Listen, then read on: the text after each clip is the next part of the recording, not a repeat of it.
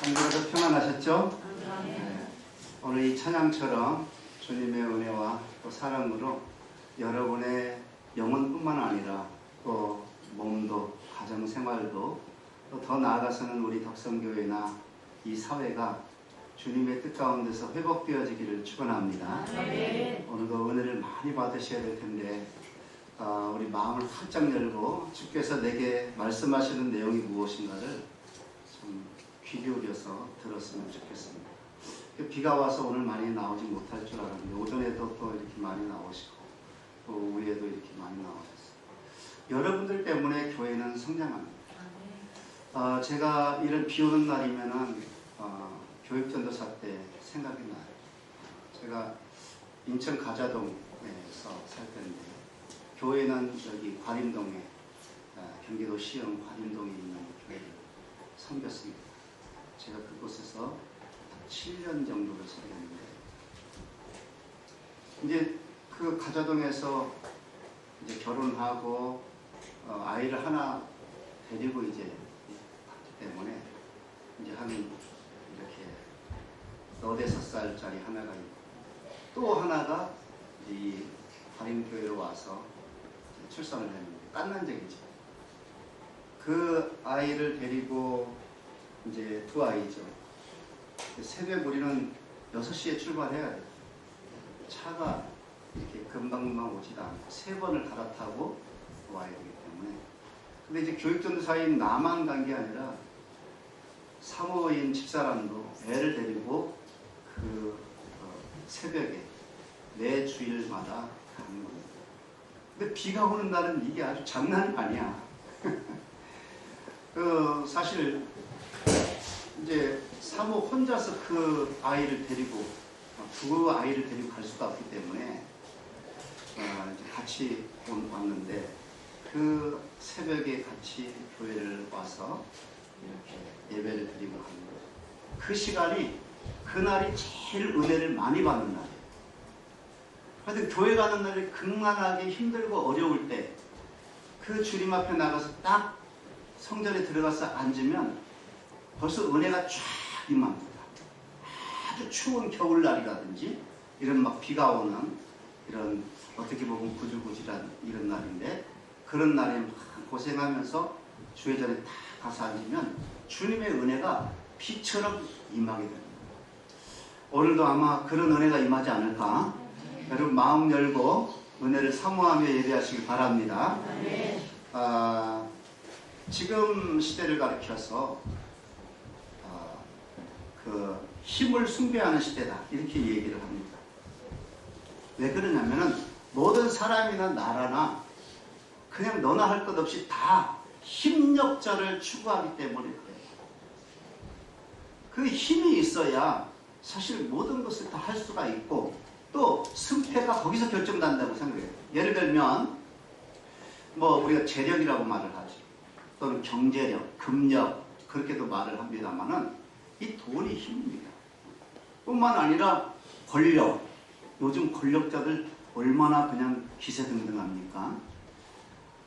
이 권력이라든가 아니면 지력, 뭐 또 다른 말로 뭐 학력 이렇게도 말을 하죠.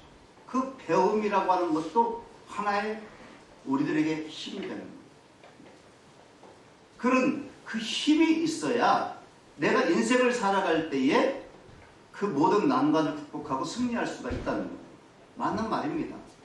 여러분 힘이 없다고 한다면은 내 생존을 위해서 나는 눈치를 볼 수밖에 없어요. 누군가의 눈치를 볼 수밖에 없어요.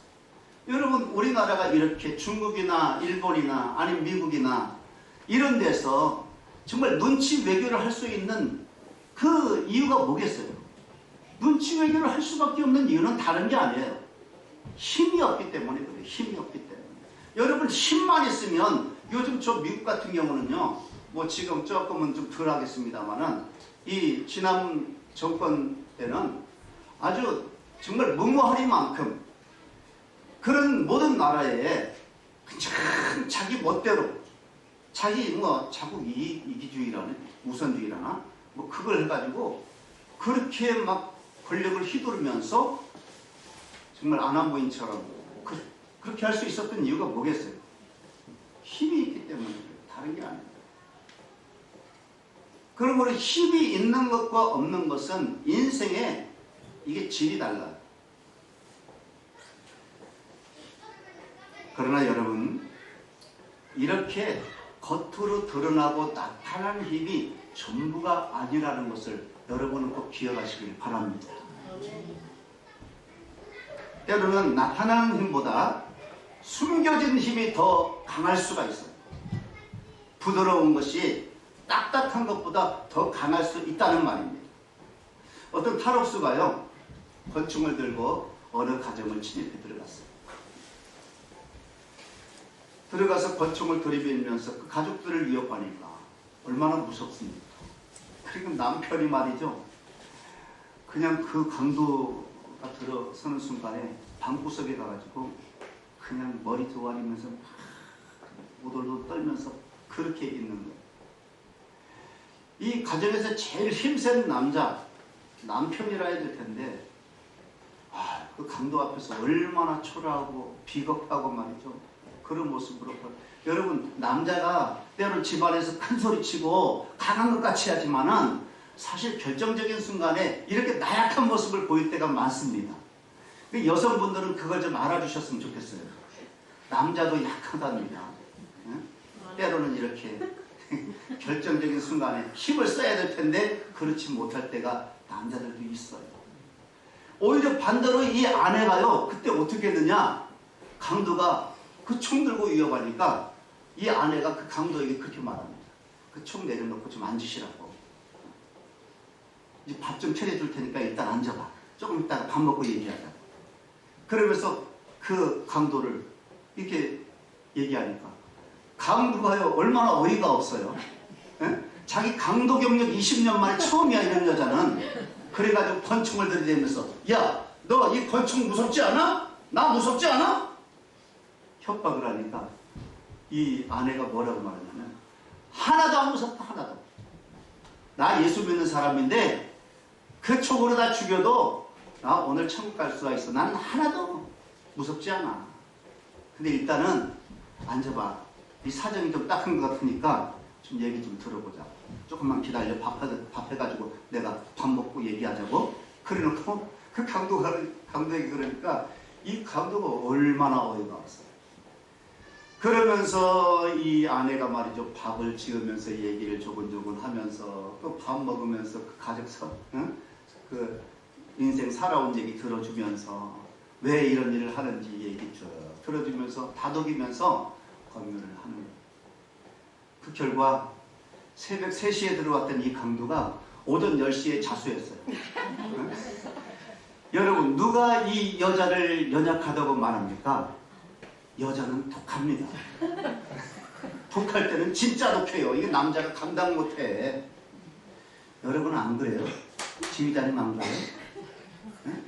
나는 그런데. 지휘자님은 나보다 더 그런 것 같은데. 여러분, 우리가 이렇게 가정 안에서도 강한 사람 같지만 사실은 약한 존재가 있고요. 약한 존재 같지만 다른 존재가 있어요. 오늘 이 얘기 속에서 왜 이 말씀을 드리냐면, 여기에는 여러 가지 힘이 작용하고 있어요. 자, 강도는 지금 총을 들고 있습니다. 사실 이 총을 든 이 강도는요, 마음만 먹으면 다 죽일 수도 있는 것이고 다 살릴 수도 있는 그런 힘을 가지고 있습니다. 그러니까 얼마나 강력한 힘을 가지고 있어요. 근데 사실은 그 강도의 힘이라고 하는 것은 총을 가지고 표출된 힘이에요. 밖으로 표출된 힘. 이 세상은 바로 이렇게 표출되는 어떤 힘을 가지고 세상을 지배하는 경우들이 많습니다. 그 옛날에 여러분, 나치 독일 유대인들 학살을 빼보면 진짜 무서운 사람들이에요. 또 일본의 군국주의 예전에, 그리고 지금 공산주의, 그 국가들의 독재자들 한번 보세요.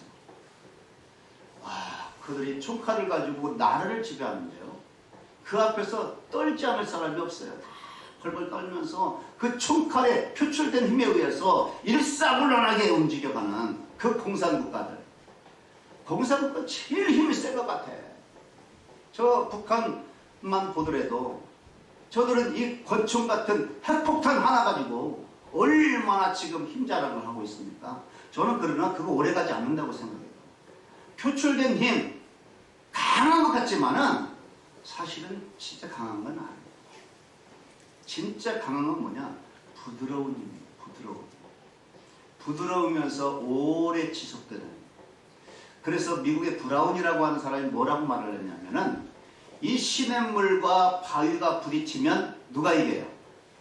언제나 바위가 이기는 게 아니라 시냇물이 이긴다고 했어요. 그 이유는 뭐냐? 꾸준함 때문이라는 거예요. 꾸준함. 사실 물이라고 하는 게 얼마나 약합니까? 물은 어느 그릇, 어느 모양이라도 거기 담으면 그 모양대로 그냥 변하는 거예요. 자기의 모양을 주장하지 않아요. 그렇게 약한 물이지만은 그 물이 끊임없이 바위를 때리는 거예요. 아주 부드러운 것 같지만 이 바위를 오래도록 지속해서 때리면 결국 바위가 깎이고 그래서 결국 물이 원하는 방향으로 흘러간다는 것입니다. 부드러운 힘이 딱딱한 그 힘보다 더 강하다는 거예요. 뭐 다른 예도 얼마든지 있습니다만 우리 입속의 혀와 이빨도 마찬가지예요. 혀와 이빨이 부딪히면 어떻게 되겠어요? 이 몰랑몰랑한 혀 한번 여러분 식사하다가 어떻게 잘못해가지고 혀 한번 깨물어보세요. 얼마나 아픈지. 피도 나고. 그렇지만 세월이 흐르면 이빨은 충치가 먹고 흔들거리면서 다 갈아 끼워야 돼. 그래서 틀니를 나든지 아니면 뭐 임플란트라는 공사를 해야 되는데 혀를 공사하는 거 봤어요? 혀는요 아무리 오래 써도 이걸 새 걸로 교체하는 경우가 없어요. 오히려 혀는 시간이 흐르면 흐를수록 더 힘이 세죠. 어떻게 알아? 나이 들면 뭐가 많아져? 말이 많아져. 이 노인네들이 쫙 한번 쏟아놓으면은요 한도 끝도 없어. 몇 달만 이렇게 몇 날 그냥 밤을 새서 얘기해도 다음이 없어. 옛날 얘기 한번 꺼내기 시작하면은. 그래서 이 어르신들 신방 가면요 한 2시간은 들어줘야 되겠다. 그러고 가야 돼. 젊은 사람들은 그냥 할 얘기 딱딱하고 나오는데 어르신들은 할 얘기 굉장히 많아요. 굉장히 많아요. 그 얘기 다 들어줘야 돼. 여러분 이렇게 부드럽지만은 딱딱한 것보다 더 오래 더 강력한 힘을 가지고 있는 것입니다. 근데 왜 지금 이 힘 얘기를 하냐면 오늘 사도 바울이 힘 얘기를 하고 있어요. 가장 강력한 힘이 뭐냐? 이걸 우리들에게 가르쳐 주고 있는 것입니다. 오늘 본문에 보면은 이 세상에서 가장 강력한 힘을 사도 바울이 소개하는데 그 능력이 뭐냐면 따라서 할까요? 복음의 능력. 복음의 능력이 세상에서 가장 강력하다는 거예요. 여러분 복음 눈에 보입니까? 안 보여요. 보이지도 않는 그 복음이지만은 그러나 복음의 능력은 대단한 거예요. 여러분 어떻게 보면 이 복음의 능력보다도 오히려 더 강력한 게 그때 당시에 로마의 힘이라고 볼 수가 있어요. 여러분 로마 제국의 힘은 영원할 것처럼 생각을 했어요. 너무너무 강력합니다. 싸우면 그냥 백전백승입니다. 그래서 그 주변의 모든 나라들을 다 섭렵하고 제패해가는 그런 형국에 이 로마 제국이 있었던 겁니다. 그 군사력이라고 하는 것은 정말로 대단했던 거예요. 그러나 그 로마 제국의 그 군사력이나 어떤 힘에 비해서 이 복음의 힘이라고 하는 것, 이거는 눈에 보이지도 않아. 이 복음을 들고 나가는 그 사도들의 모습이라고 하는 것은 이 로마 제국에 비해서 너무너무 초라하고 보잘것없는 거예요. 그렇죠? 마치 계란으로 바위를 치는 것보다도 더 훨씬 초라하고 보잘것없고 힘이 없는 존재처럼 보여지는 게 바로 복음을 들고 나가는 사도들의 모습이었어요. 사도 바울의 모습만 보더라도 그 외부만큼이나 이 복음이 이 사도들이 약하게 느껴지는데 보세요 한번. 이 사도 바울의 모습 제가 많이 여러분에게 말씀드렸습니다만 머리는 대머리에다가 눈은 안진에 걸려서 항상 눈껍질이 있고 그냥 눈물이 질질 흐르면서, 그 다음에 이 코는 매부리코, 매부리코에다가 허리는 또 이렇게 구부쭉 해가지고 곱사등처럼 휘어서, 그렇게 또 키는 난장이 같다 그랬어요. 키는 난장이 같이. 또 다리는 또 안짱다리야.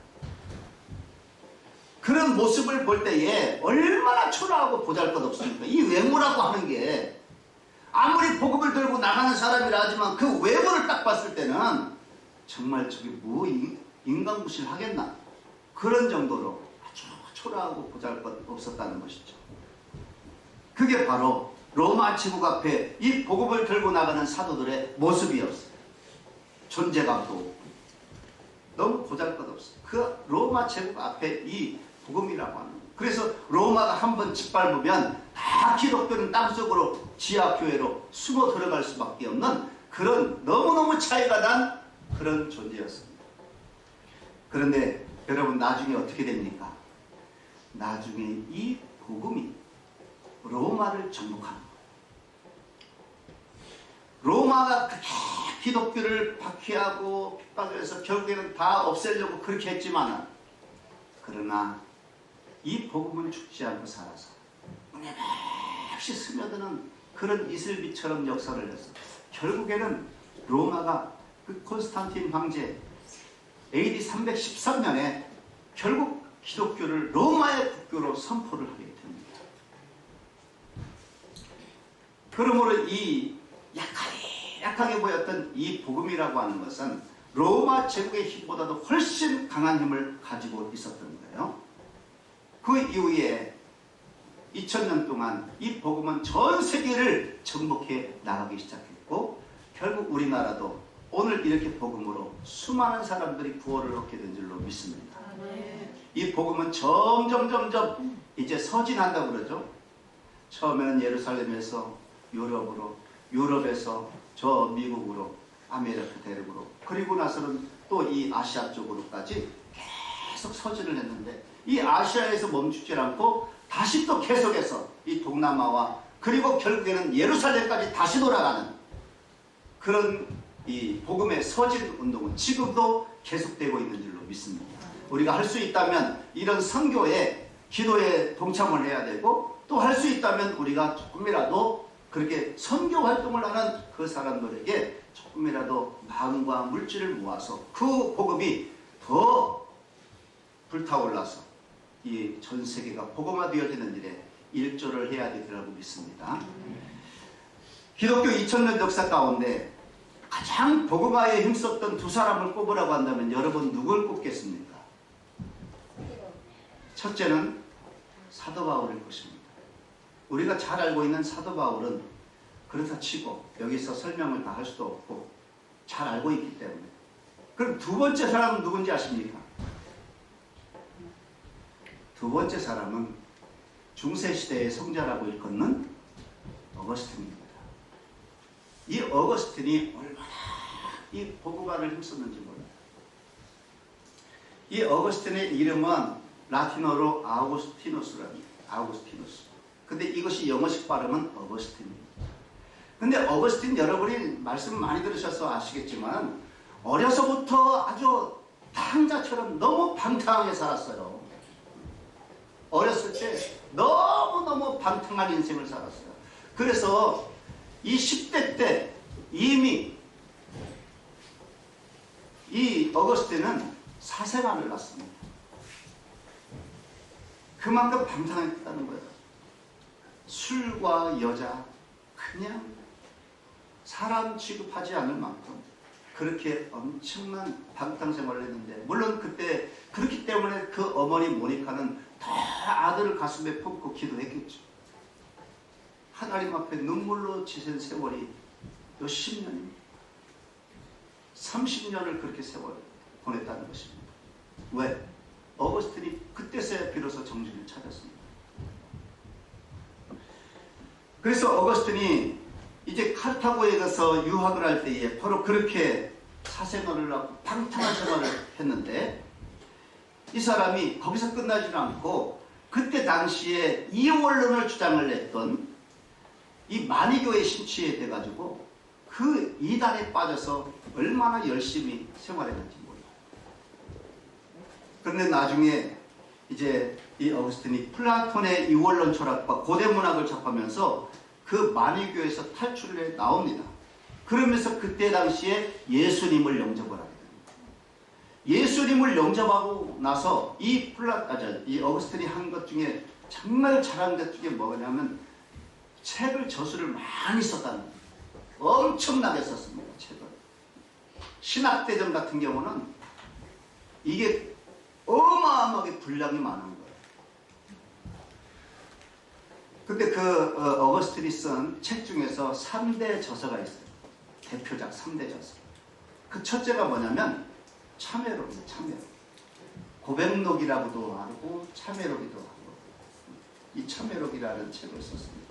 그 다음에 두 번째는 뭐냐면 신국론이라는 책을 썼습니다. 신국론. 그 다음에 세 번째는 삼위일체론이라는 책을 썼어요. 요게 3대 대표작입니다. 이제 이 참회록은 대충 짐작이 가시겠지만은 이 어거스틴이 그렇게 어렸을 때 정말 방탕하면서 저질렀던 그 온갖 죄악들을 하나님 앞에 낱낱이 고백을 합니다. 그 책에서. 심지어는 내가 알지 못한 어렸을 때 깐난쟁이 때 어머니의 젖을 물다가 어머니의 젖을 먹다가 어머니의 젖을 깨물어서 어머니가 아프게 한 죄까지 거기에 다 기록을 하면서 하나님 앞에 용서를 구하는 그런 참회로 예수를 영접하기 전까지 물론 그 이후에도 물론 죄는 짓겠죠. 우리도 예수 믿으면서 죄는 많이 짓겠지만은 그러나 그가 예수를 영접하고 그 참회록을 썼을 때 그때까지 지었던 모든 죄를 다 주님 앞에 토설합니다. 그 다음에 두 번째 책은 이 신국론입니다. 오늘 이 신국론을 좀 살펴보려고 합니다. 자, 지금 이게 참회록을 쓴 다음에 어거스틴이 AD 410년에 이르러서 하나의 충격적인 사건을 접하게 되는데 그게 뭐냐면은 로마 시대가 로마가 그렇게 강력한 로마가 그때 당시에 야만족이라고 하는 그 지탄을 받고 정말 무시했던 그 야만족 고투족이라고 있어요. 고투족. 그런데 그 고투족에게 로마가 멸망을 당합니다. 그때의 이 로마 사람들은 다 충격을 받습니다. 왜? 로마는 영원할 줄 알았어요. 로마는 이 세상에 있는 어떤 나라보다도 강대한 나라고 그리고 무너지지 않을 것을 알았어요. 그래서 그들은 어디를 가든지 로마를 향해서 두 손 들고 로마여 영원하라. 로마여 영원하라. 이게 찬송입니다. 그들의 찬송. 그들의 인사하면서 찬송이었어요. 그러니까 아무도 로마가 무너질 거라고는 상상조차 할 수 없었습니다. 그런 강력한 힘을 가지고 있었는데 고작 야만족이었던 그 고투족에게 멸망을 당한 겁니다. 그래가지고 이 어거스틴도 그때까지는 정말 무슨 생각을 했냐면은 이 무너지기 전까지의 이 로마를 바라보면서 그래 하나님이 이 땅에 하나님의 나라를 세우실 때는 이 로마를 이용하실 거야. 로마가 그 역할을 감당할 거야. 그런 정도의 믿음을 가지고 있었어요. 그런데 고투족에 의해서 딱 무너지니까 정말로 이 어거스틴도 충격을 받은 거죠. 그런데 그 이제 멸망을 당하고 난 다음에 왜 로마가 멸망을 당했느냐 이 원인 규명을 하는데 많은 사람들이 일부러 정치적인 거겠죠. 이 로마가 무너진 것은 저 기독교인들 때문이다. 그렇게 이유를 대가지고 기독교인들을 다시 핍박하기 시작합니다. 그때의 어거스틴이 이건 아닌데 그러면서 그게 아니고 원래 이 로마는 고투족이 무너지기 전부터도 이미 성적으로 이미 타락했고 이 사회가 너무너무 무질서하고 그 다음에 우상숭배를 하는 그런 나라였기 때문에 이 로마가 멸망당한 것은 하나님의 심판이었다. 이것을 강조한 거예요. 그러면서 이 그리스도인들은 이 나라와 민족을 위해서 또 얼마나 헌신하고 바로 세우기를 위해서 희생했다고 하는 이 사실까지 그 안에서 기록을 하니까 그리스도인들이 얼마나 힘을 얻고 위로를 얻었는지 몰라요. 아주 긍지를 가질 수 있는 그런 책이었어요. 그리스도인. 그러면서 그 신국론 그 책에서 뭐라고 말을 하냐면 로마가 무너지는 걸 보고서 어거스틴이 확신했습니다. 이 세상에 영원한 나라는 없다. 어떤 나라도 어떤 강대한 나라도 무너지게 되어 있다. 영원한 나라는 한 나라밖에 없다.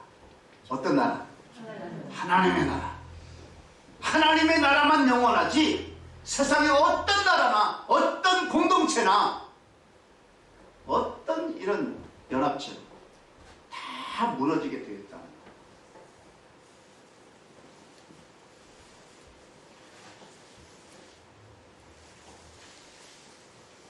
여러분, 우리 그리스도인의 힘이라고 하는 것은 무력이 아닙니다. 총칼 가지고 힘을 삼는 거 아닙니다. 어떤 독재도 아닙니다. 사도 바울이 오늘 본문에서 아주 확신하면서 고백하는 거 하나가 있어요. 그게 오늘 35절입니다. 한번 다 같이 읽어볼까요? 35절 시작. 누가 우리를 그리스도의 사랑에서 끄덕이고 환난이나 곤고나 박해나 희걸이나 적신이나 위협이나 칼이냐. 사람들은 생각하기를 이 환난이나 정말 기근이나 이런 박해나 이런 칼이나 이런 게 얼마나 큰 힘입니까? 그게 어떻게 보면 가장 강력한 힘이라고 생각을 해요. 그렇기 때문에 그런 환경이 나에게 다가오잖아요. 내가 그런 형편에 처해버리잖아요. 그러면 사람들은 다 꼬리를 내리고 두 손 들고 항복을 하는 거예요. 그 가난에 기근에 칼 앞에서 핍박 앞에서 사람들은 다 꼬리를 내리고 무릎 꿇고 손 들고 항복을 선언합니다. 그게 가장 막강한 파워라고 생각을 하는 겁니다. 그러나 전능하신 하나님을 믿고 있는 우리 그리스도인들은 그것이 가장 절대적인 힘이 아니라는 사실을 다 알고 있는 줄로 믿습니다. 39절 말씀입니다. 함께 읽어보겠습니다. 시작. 높음이나 기쁨이나 다른 어떤 피조물이라도 우리를 우리 주 그리스도 예수 안에 있는 하나님의 사랑에서 끊을 수 없으리다. 아멘. 이 힘을 가지고 사는 사람들이 우리 그리스도인들입니다. 하나님의 사랑에서 끊을 수 있는 어떤 힘도 없다는 거예요. 세상 사람들은 그런 핍박이나 위협이나 칼이나 어떤 기근이나 박해나 이런 것들이 가장 힘이 센 걸로 알아서 그 앞에서 머리를 조아리면서 손들고 항복을 하지만 우리 그리스도인은 그런 것들이 아무리 우리 앞에 와도 하나님의 사랑에서 우리를 끊어낼 수가 없다고 하는 이 사실을 확신하는 거예요. 여러분에게 이 믿음이 있기를 원합니다. 지금 내 안에 내재해 계시는 전능하신 하나님의 힘을 덧입기를 바랍니다. 그러므로 하나님이 그 힘이 하나님의 힘이 복음의 힘이 그리스도의 성령의 힘이 나를 정복하고 다스려야 됩니다. 그러기 위해서 나는 그 힘에 복종해야 돼요. 내 안에 내재해 계신 우리 주님에게 복종할 때 비로소 나는 그리스도인으로서 살아갈 수가 있는 거예요. 여러분 그렇지 않으면요, 여러분 이 비가 오르면 이런 것 가지고도 교회 못 가는 사람이 있습니다. 응? 귀찮다고, 아이고 구질구질하다고. 여러분 그리스도의 사랑이 나에게 역사하시고 지금 내 안에 예수님이 계신데, 아니 비 온다고 예배 안 드리고 눈 온다고 예배 안 드리고 바람 분다고 교회하고, 이게 그리스도인입니까? 우리는 적어도 하나님의 사랑, 그리스도의 사랑이 내 안에서 역사하고 있을 때 나는 어떤 환경이 가로막는다 할지라도 주님 앞에 나가야 됩니다. 물론 우리의 목숨을 어둠 위협하는 그런 상황 속에서는 내가 어쩔 수 없이 숨어서 지하에 숨어서라도 예배를 드리지만 예배를 안 드리는 경우는 없잖아요. 주님 앞에 내가 어떻게 나가느냐, 여기에 내 믿음이 판가름 나는 거예요. 본인이 알아, 본인이. 내가 하나님의 자녀로서 믿음이 있는지 없는지 본인이 알아.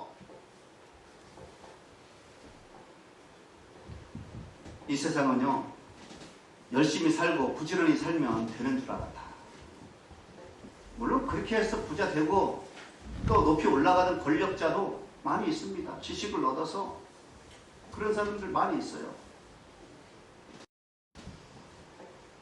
재물과 기술과 젊음만 있다면 다 할 수 있다라고 생각을 해요. 그러나 그거 착각입니다. 여러분, 우리에게 필요한 힘은 그게 아니에요. 우리는 절대적으로 하나님의 은혜의 힘이 필요합니다. 성경에 보면 여러분, 제자들이 갈릴리 바다에서 고기를 밤새도록 잡지만 한 마리도 못 잡잖아요. 예수님 만나기 전에. 그러면 그 사람들에게 고기를 잡을 수 있는 그런 여건들이 안 됐나? 배가 없었나? 그들이 배가 없었습니까? 아니면 그물이 없었나요?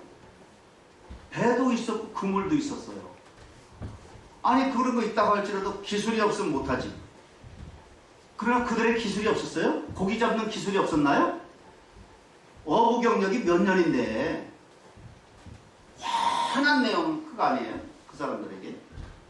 아, 그러면 그 기술도 있지만 게으르고 나태하면 못하죠. 물론 못하죠. 근데 그 어부들이 게을렀나요?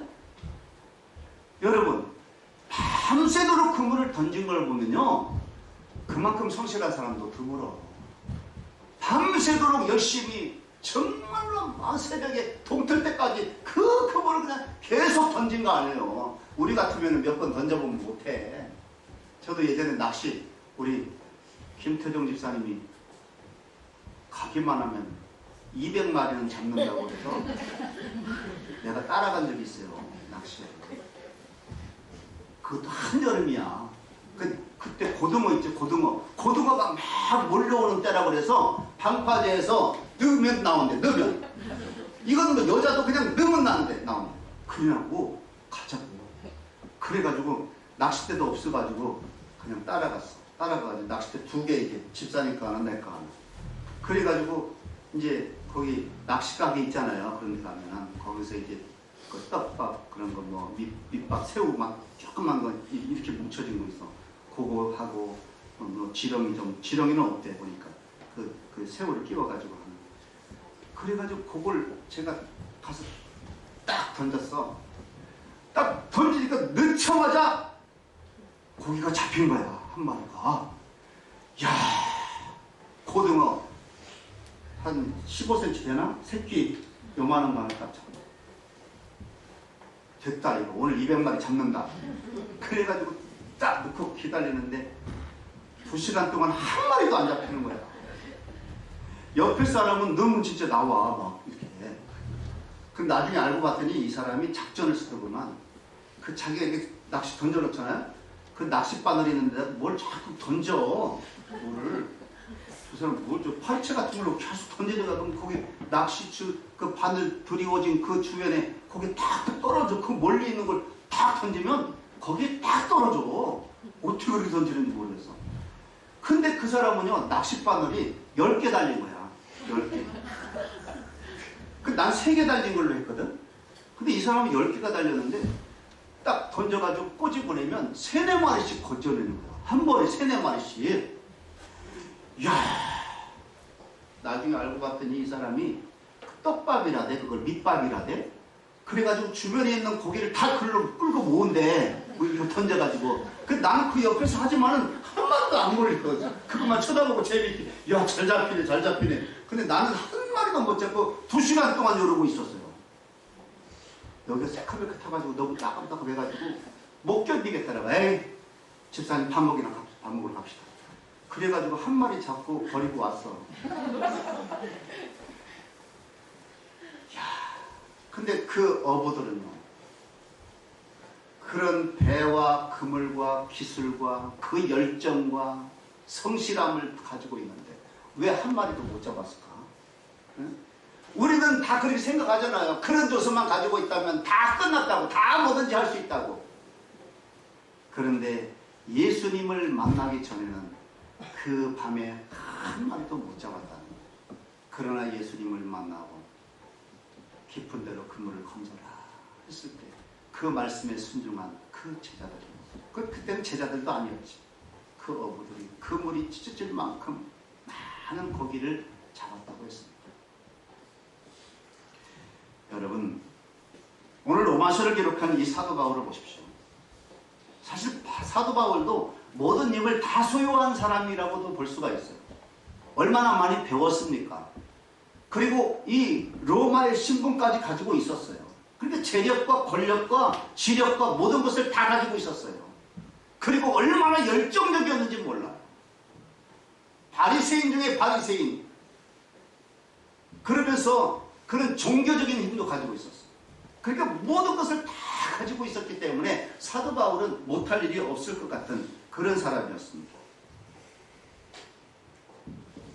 그런데 결국 사도 바울은 그 열정과 그 능력을 가지고 이제 예수와 그리스도인들을 핍박하기 위해서 그렇게 애를 썼어요. 나름대로 자기 나름대로 하나님을 잘 섬긴다고 생각했는지 모르지만 예수님의 그 은혜를 받지 못한 가운데서 율법적으로 그런 신앙생활을 했던 이 사도 바울이 되어지는 게 없었어요.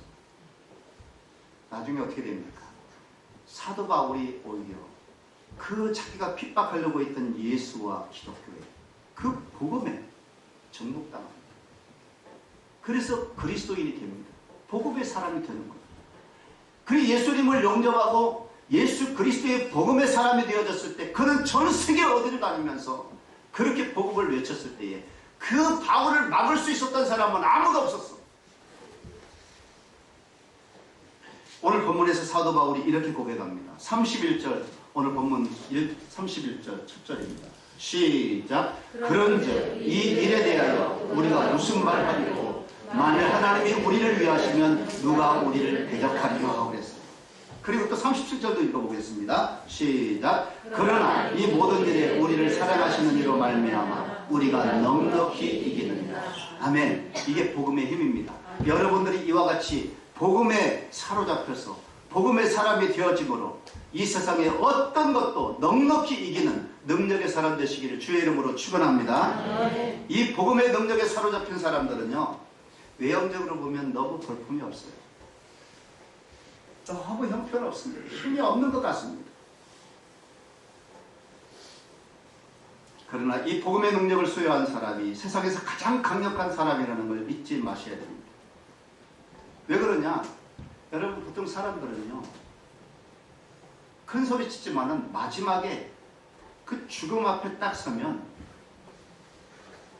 그 사람들은 다 꼬리를 내리는 거예요. 벌벌 떱니다. 그러나 복음의 사람들은 그 죽음 앞에 섰을 때도 떱니까? 우리들은 죽어도 천국 가기 때문에. 물론 우리가 육신적인 죽음 앞에서 누가 위협하면 물론 그것을 걱정하고 두려움도 없잖아 있죠.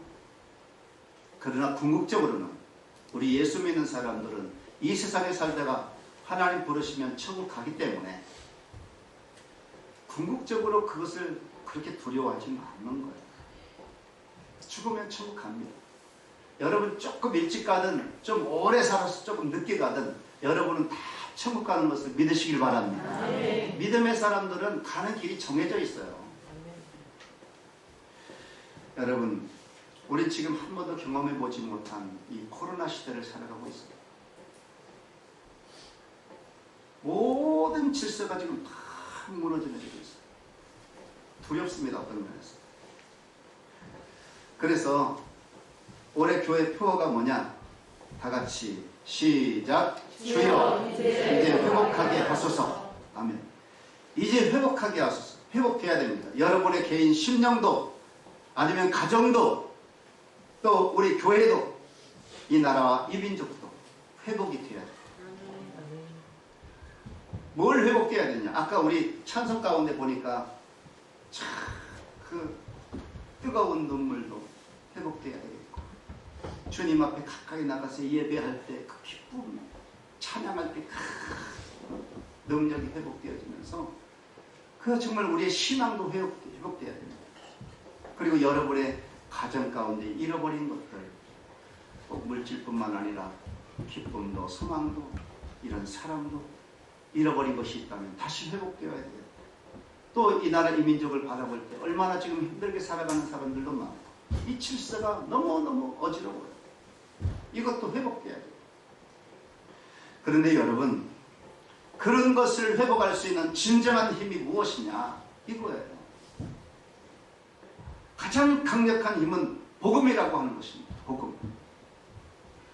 지금까지 역사적으로 보면 이 우상 종교가 들어간 나라들은 다 질서가 무너지면서 온갖 죄악 가운데 멸망해 버린 겁니다. 아무리 강력했던 그 나라도 우상에 들어가고 그러면은 결국에는 다 망하게 되어 있어요.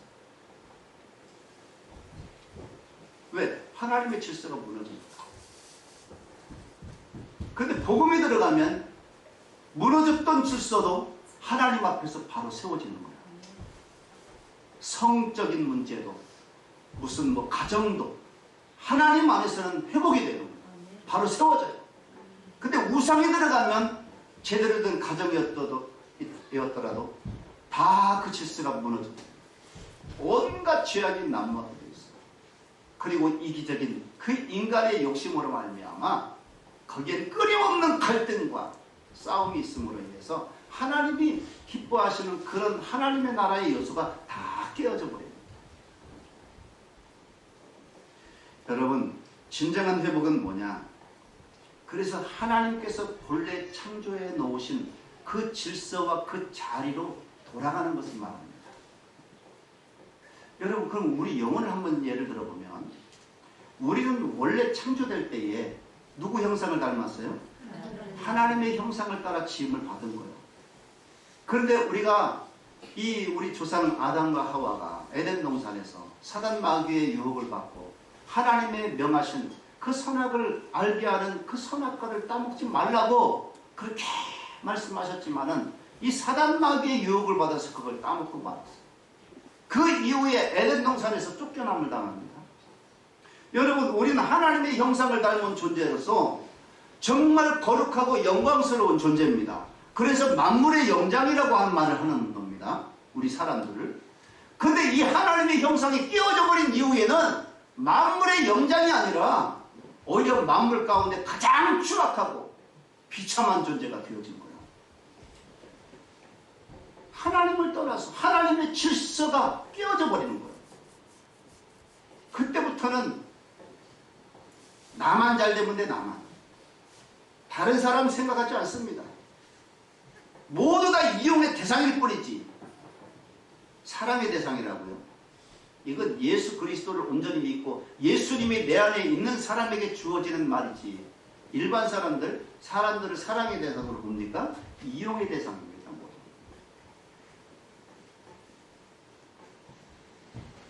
여러분, 인간이 얼마나 고귀한 존재였는지, 하나님의 형상을 따라 창조함을 받았기 때문에 그렇게 귀한 존재였는데 그 인간의 위치가 다 무너지는 거예요. 범죄함으로 인해서 우리가 하나님의 형상을 다 잃어버리고 하나님이 원하시는 그 질서의 자리에서 이탈해서, 그걸 뭐라 그러냐? 하나님의 질서의 자리에서 이탈한 걸 타락이라고 말하는 거예요. 타락. 이게 범죄하는 겁니다. 이 코로나 시대에 나는 이 코로나를 그렇게 생각을 해요. 인간이 하나님의 형상을 잃어버리고 하나님의 질서에서 이탈할 때에 하나님이 우리 인간에게 주어진 심판이라고 생각합니다. 그러므로 이 코로나 시대에 오늘 우리가 회복의 주인공이 돼야 돼요. 예수 믿는 저와 여러분들이 회복의 주인공이 돼야 돼요. 세상 사람들은 그걸 못해요. 왜? 능력이 없기 때문에. 이 회복을 할 수 있는 능력은 복음의 능력밖에 없습니다. 내가 먼저 하나님 앞에 내 영혼이 회복이 되어질 때 비로소 하나님 앞에서 질서를 회복하게 되고, 이 질서를 회복한 사람이 바로 그가 가는 곳마다, 가정이든 아니면 직장이든 이 사회든 그 사람이 가는 곳에 질서가 세워지는 거예요. 하나님의 질서가. 그러므로 오늘 예수 믿는 사람들만이 회복의 주인공이 될 수가 있어요. 여러분, 오늘 이 말씀을 기억하면서 우리 교회가 이제 27년 됐는데 이 17년 동안도 어떻게 보면 참 너무너무 감사한 면도 많이 있지만은 우리 안에 회복되어지지 못한 부분들이, 우리 교회 안에 회복되어지지 못한 질서가 있기 때문에 오늘 이만큼밖에 되지를 않았다고도 생각을 합니다. 그러나 우리 그렇게 생각하지 말고 좀 긍정적으로, 이제 우리 영혼이 회복되어지고 하나님의 질서가 회복되어지면 이 교회는 물론 크든지 작든지 그건 중요하지 않습니다. 이 말세의 주말에 정말 귀하게 쓰임받을 수 있는 교회가 될 수 있는 거예요. 우린 이것에 대한 비전이 있어야 됩니다. 교회 강하게 세우자 이게 아니라 우리 교회가 하나님이 보시기에 정말 아름다운, 그리고 내 영혼도 내 삶도 하나님 보시기에 정말 질서 있고 아름다운 그 모습으로 회복되어지는 거예요. 그러면 나를 통해서 우리 교회도 영향을 받을 것이고 우리 가정도 내가 속한 직장에도 영향을 끼칠 겁니다. 그러면 그게 바로 빛과 소금의 역할을 감당하는 겁니다. 사랑하는 덕성가족 여러분, 우리는 지금 이 어려운 환경을 바라보면서 그렇게 한탄하면서 또는 어떤 나와 같지 않은 사람들에 대해서 비판을 하고 시기 질투하면서 그렇게 갈등하며 살아가고 있는 건 아닙니까? 오늘 우리는 다시 회복해야 된다고 하는 하나님의 말씀을 듣습니다. 오늘 사도 바울 보십시오.